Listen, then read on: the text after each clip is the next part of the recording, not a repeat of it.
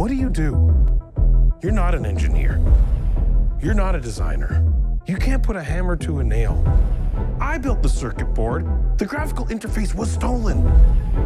So how come 10 times in a day, I read Steve Jobs as a genius? What do you do?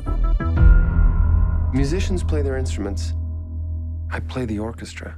Steve Jobs, sorti le 3 février avec Michael Fassbender, avec Kate Winslet, Seth Rogen, Jeff Daniels, qui revient sur les coulisses de l'ascension de Steve Jobs. Il y avait déjà eu un premier film avec Ashton Kutcher dans le rôle titre, donc c'était une hagiographie un petit peu réalisée sans talent en 2013 par Joshua Michael Stern. Cette fois, c'est Danny Boyle qui prend le film en main. Donc Danny Boyle, Trainspotting, 127 heures, 28 jours plus tard. Et surtout au scénario Aaron Sorkin, donc grand scénariste américain aujourd'hui, connu notamment pour le scénario du Stratège de Bennett Miller, The Social Network de David Fincher, et aussi la série The Newsroom. Donc Thomas, toi, Steve Jobs, ça t'a plu justement ? Ah oui, beaucoup. J'étais pas forcément convaincu par le choix de Danny Boyle, mais je pense que même, allez, je vais être un petit peu provocateur, même un manchot avec un tel scénario et de tels comédiens, il aurait fait un bon film.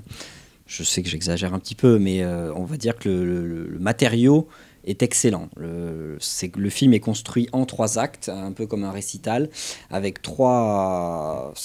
On donne beaucoup de tragédie finalement à son destin. On n'est pas dans un biopic classique où on partirait c'est ce que je craignais de toute façon, où on partirait de sa révélation, de son ascension, avec ses différentes chutes, ses échecs, pour finir sur le grand Steve Jobs qui nous quitte avec sa maladie.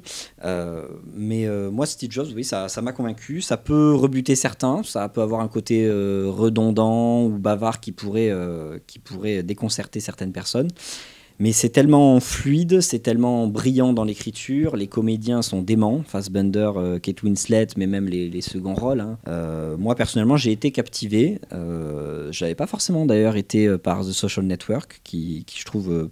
pêchait un petit peu plus, il y avait plus de trous, je trouve, dans le rythme. Là, le dialogue donne complètement la rythmique du film. Moi, c'est ce qui m'a plu, et il y a un vrai parti pris après de faire vraiment d'articuler le film autour de 3 présentations de 3 produits phares de cet homme-là, et de ne rien faire d'autre. Donc voilà, est-ce que le public n'a pas trop suivi, je crois, c'est dommage. Michael Fassbender a juste eu la malchance de tomber face à Leonardo DiCaprio, parce que sa prestation, elle est incroyable, elle a la subtilité qu'il faut, il ne cherche pas à en faire des tonnes. Ils ont aussi été assez intelligents pour ne pas le grimer façon voilà, vraiment qui ressemble. Il incarne plus qu'il imite, et ça c'est le piège que certains comédiens auraient pu dans lequel auraient pu tomber certains comédiens, et lui c'est pas le cas. Et puis donc voilà, non, pour moi ça fonctionne très bien. Parce que justement, Alexandre, ce Steve Jobs, c'est pas un film à la gloire de Steve Jobs pour le coup. C'est parce que ça a le nom, la forme, mais quand on va voir le film, ça n'a rien à voir avec ça. Oui, bien sûr, encore que on aime toujours plus les idoles quand on leur montre le petit cœur fragile, et le film échappe pas complètement à ça. C'est-à-dire qu'effectivement, il évite le côté on commence du début, on finit à la fin, merci, au revoir. Contrairement à ce que disent la plupart des gens, et toi le premier, beaucoup louent Aaron Sorkin pour le scénario et disent bon, Danny Boyle, merci, bonjour, au revoir. Danny Boyle, je le trouve plutôt bon, à part 2-3 effets de montage un peu moins bons, et encore. Le tempo d'un dialogue, ça se trouve pas tout seul. Il faut quand même être très bon dans la mise en scène, et il a quand même un talent. Alors il met un peu trop de musique, le pépère. Ça, éventuellement, on pourrait le reprocher. Mais à part ça, il est assez bon. Et moi, j'ai plus des problèmes avec Aaron Sorkin, même s'il écrit très bien, même s'il y a des montées en puissance comme ça. Fassbinder est extraordinaire, effectivement. Mais quand je sors du film, j'ai l'impression qu'on a fait un refus d'obstacle sur un sujet qui est compliqué, qui est de représenter les technologies, ce que faisait Social Network, et ce qui était très très fort. Et là, on a juste l'histoire d'un méchant papa qui veut devenir un bon papa. Et que, comme par hasard, les échecs et les réussites d'Apple qu'on voit dans le film sont liés au fait que, ça y est, il va devenir un bon papa, et ben devinez quoi ? Ça marche, Apple. C'est le ressort émotionnel du film. Voilà. Et donc c'est très malin. C'est très malin pour un scénariste. Je comprends que ce soit très intelligent, mais moi finalement ça rend le film un peu anecdotique. Quand bien même, je pense qu'on va insister sur le dispositif qui est, on a 3 keynotes. Tout se passe en vase clos sur des keynotes à chaque lancement de produit d'Apple sur 20 ans de différence. La première fois c'est quand même passionnant. Moi, pendant 20-30 minutes je pense qu'on tient un chef-d'œuvre en fait. Et après le côté redondant, ok, c'est intelligent, mais c'est redondant. Oui, voilà, c'est ça. Non, ce que je dis, c'est ce qui est rebuté. Et effectivement, la petite réserve que tu mets sur le fait de jouer vraiment sur cette relation avec la fille, elle est un petit peu tirée par les cheveux. C'est aussi Parce que ça reste quand même la légende. C'est-à-dire, la légende du jeu qui est très connue, c'est l'idée de la création de l'iPod. On a toujours raconté que il voulait mettre toute la musique de sa fille dans un appareil. Et il y a cette référence-là, c'est une légende connue.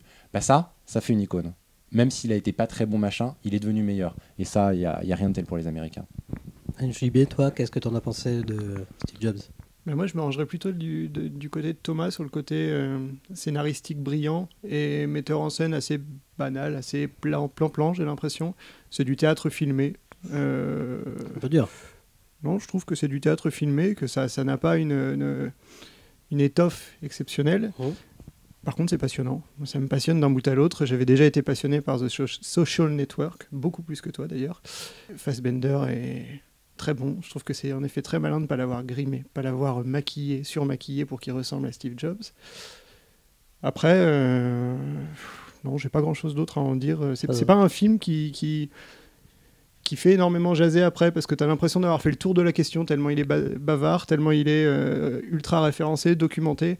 On s'y perd, et c'est agréable de se noyer à l'intérieur. Mais après, ce qui est drôle quand même, c'est que c'est un film qui présente l'histoire d'un homme qui veut révolutionner le monde avec un ordinateur qui ne fonctionne pas. Avec un ordinateur qui ne fonctionne pas, l'histoire d'un homme qui va révolutionner le monde avec un ordinateur alors qu'il ne sait pas créer un ordinateur, il ne sait pas coder, il ne sait pas...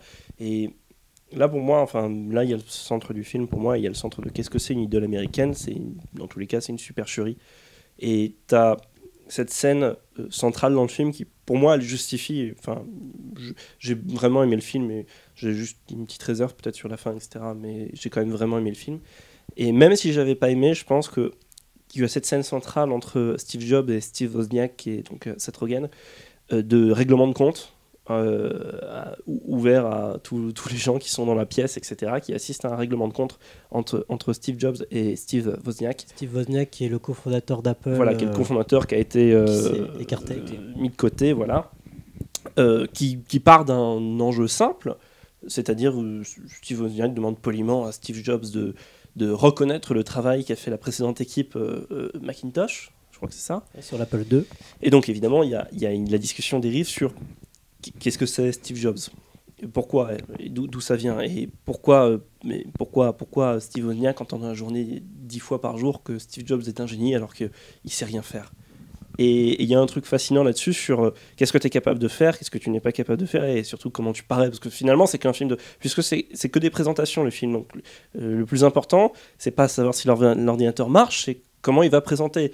Par exemple, il y a un moment il faut que l'ordinateur dise hello, il n'est pas capable de dire hello, le programme ne fonctionne pas, donc on va truander le truc, on va utiliser un autre programme, une autre version qui n'est pas encore disponible, etc.